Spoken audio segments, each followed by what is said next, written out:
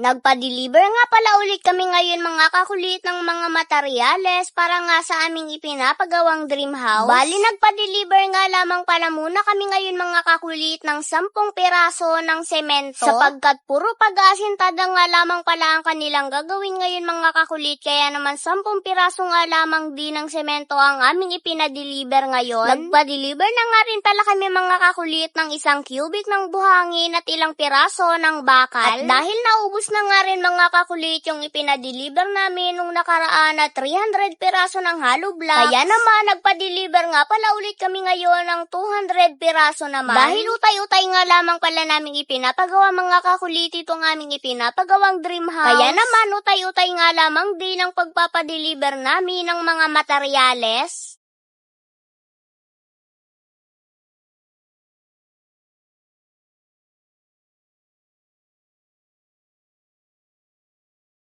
Sobrang nakakatuwa nga mga kakulit dahil sa kakautay-utay na gumawa ng inyong daddy kulit dito nga sa aming ipinapagawang dream house. Sa kakautay-utay unti-unti na nga rin nakikita ang itsura nitong aming ipinapagawang dream house. Umaraw man o umulan mga kakulit, patuloy pa nga rin sa paggagawa ang inyong daddy kulit dito sa aming ipinapagawang dream house. Bali noong nakaraang video nga pala namin mga kakulit, 2 poste nga lamang pala ang kanilang nabuhusan ng semento. Kaya naman ngayon na na-deliver na ang aming mga materyales, binuhusan na nga ulit pala nila yung 2 poste na kanilang pinormahan noong nakaraan. Marami nga ang nagko-comment at nagsasabi sa inyo mga kakulit na kung bakit daw hindi na nga kami magdagdag ng skill. Pero tulad nga ng aking sinabi sa inyo mga kakulit, hanggat kaya pa ngang gawain at utay-utayin ng inyong daddy kulit, siya na nga lamang ang gagawa. At kapag dumating na nga yung time mga kakulit na medyo madami na nga yung gawain dito nga sa aming ipinapagawang dream house, saka nga lamang siya magdadagdag ng mga skill. Bali sa ngayon nga pala mga kakulit,